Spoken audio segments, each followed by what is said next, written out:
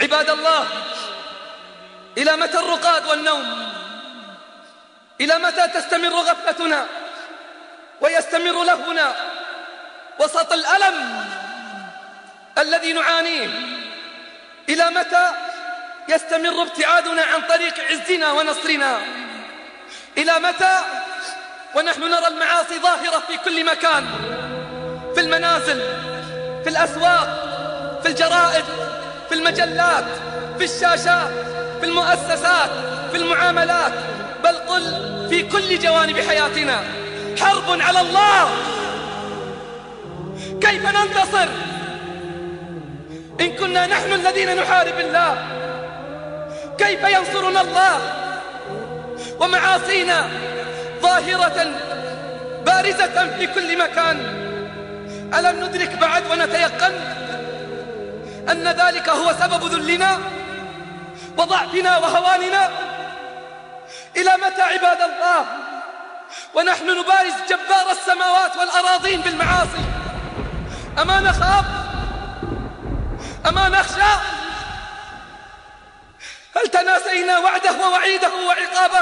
أن نصحو أما آن؟ أم إننا لن نصحو إلا عندما تأتي علينا الطامات والعقوبات التي بدأنا نرى نذرها تلوح في السماء، ونكون وقتها استحققناها بإعراضنا وقسوة قلوبنا. قال الله: فلولا إذ جاءهم بأسنا تضرعوا فلولا إذ جاءهم بأسنا تضرعوا ولكن قست قلوبهم وزين لهم الشيطان ما كانوا يعملون. فلما نسوا ما ذكروا به فتحنا عليهم أبواب كل شيء حتى إذا فرحوا بما أوتوا أخذناهم بغتة فإذا هم مبلسون. ما الذي أهلك القرى والأمم السابقة؟ أليست الذنوب والمعاصي؟ أهمس لأولئك الذين يستهينون بالمنكرات والأوامر الشرعية صغيرة كانت أو كبيرة وسط هذا الواقع المؤلم الخطير الذي تعيشه بلادنا وأمتنا، أن ينتبهوا إلى أن تقصيرهم هم لا يعود بالضرر عليهم فقط. معاصيهم، منكراتهم لا تعود بالضرر عليهم هم فقط، بل يعود على الأمة بأكملها. فهم من أسباب الانهزام والتأخر والضعف.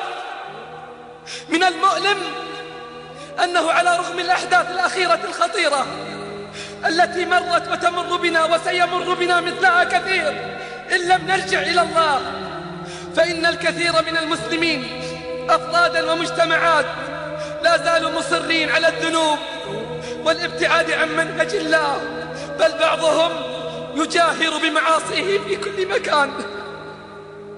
والله هذه خيانة لله ولرسوله. إن كل عاصي متخلف عن أوامر الله هو من أسباب ضعف الأمة، وكل مطيع سائر على الصراط المستقيم هو من أسباب نصرها.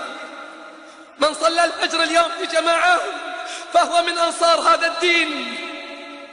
فأسألك بالله العظيم، هل كنت في صفوف الذين صلوا ودعوا وتضرعوا، أم كنت في صفوف المتخلفين؟ هل كنت سبب من أسباب قوة الأمة اليوم أو من أسباب ضعفها؟ وما ظلمناهم ولكن كانوا هم الظالمين. لابد أن نراجع الحسابات، لابد أن نراجع الحسابات. لابد على الراعي والرعية أن يتكاتفوا فيما بينهم البين لإنقاذ السفينة من الغرق. لابد على الراعي والرعية أن يتناصحوا فيما بينهم البين لإنقاذ السفينة من الغرق، وهي على وشك الغرق إلا أن يلطف بنا الرحمن الرحيم.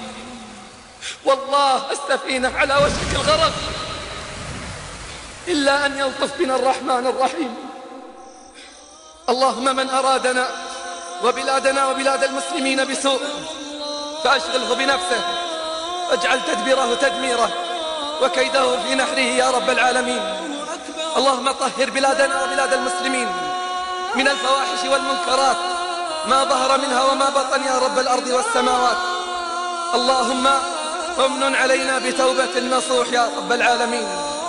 اغفر ذنب المذنبين واقبل توبة التائبين وردنا إليك ردا جميلا يا رب العالمين. اللهم اجمع كلمة المسلمين على الحق يا رب العالمين. اللهم من حاد منهم عن الصواب فرده إلى الحق والصراط المستقيم يا رب العالمين. اللهم اجمع كلمة المسلمين على الحق يا جبار السماوات والأراضين.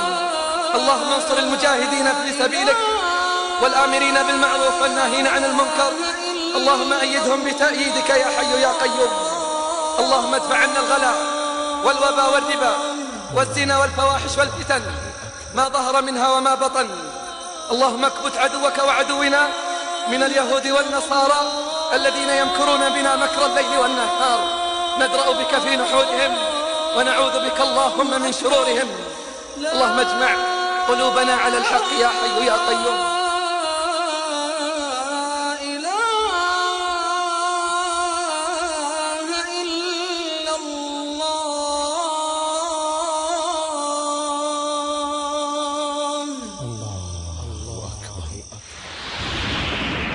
الأقوام في لهو مقيم وقد غفلوا عن الأمر العظيم. تناسوا يوم محشرهم جميعا ويوم الفصل ما بين الخصوم. تناسوا يوم تدنو الشمس منهم كقدر الميل بالخطب الجسيم. تناسوا يوم تدنو الشمس منهم كقدر الميل بالخطب الجسيم. فذاك اليوم يوم الهول حقا به يعلو المشيب ذرى الفطيم. فذاك اليوم يوم الهول حقا به يعلو المشيب ذرى الفطيم. ترى الآكام مثل العهن تبدو وتجري دون ثقل كالغيوم. وتنفطر السماء وسوف تطوى وتنكدر النجوم مع النجوم. ويغدو البحر كالمسجور نارا ونار الله تقذف بالحميم. ويغدو البحر كالمسجور نارا ونار الله تقذف بالحميم. مقال الكل نفسي ثم نفسي عساني أرتقي درج النعيم. مقال الكل نفسي ثم نفسي عساني أرتقي درج النعيم.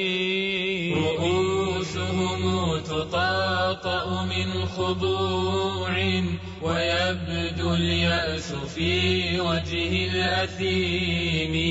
فإما روضة في دار عدن وإما الويل في دار الجحيم. فإن تدعى إلى الفردوس بشرى وأبشر بالنعيم المستديم. فإن تدعى إلى الفردوس بشرى وأبشر بالنعيم المستديم وأبشر بالمقام مع الحواري لهم نور يضيء دجى العتيم وأبشر بالمقام مع الحواري لهم نور يضيء دجى العتيم يطوف عليهم بالكأس ولد فأنعم بالجزاء من الكريم فلا تسأل عن الأفضال حسنا ولا تسأل عن الخير المقيم وإن تدعى إلى نار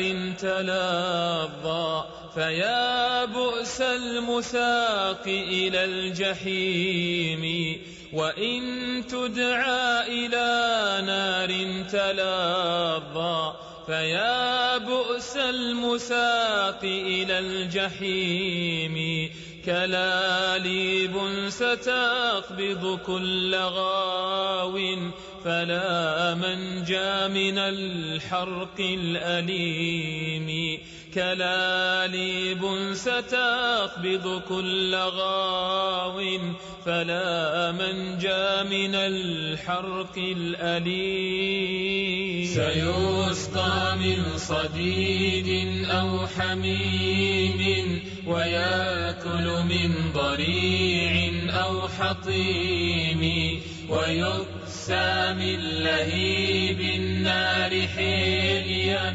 ويلبس من لظى نار السموم فهل من توبة يا قوم هلا رجعنا للغفور وللرحيم ستذكرون يوما إن أتاكم رسول الموت بالخبر العميم ستذكرون يوما إن أتاكم رسول الموت بالخبر العميم فطوبى للذي قد جاء يوما بطاعات وبالقلب السليم وتبا للذي أمضى الليالي بعصيان وذا قلب السقيم فطوبى للذي قد جاء يوما بطاعات وبالقلب السليم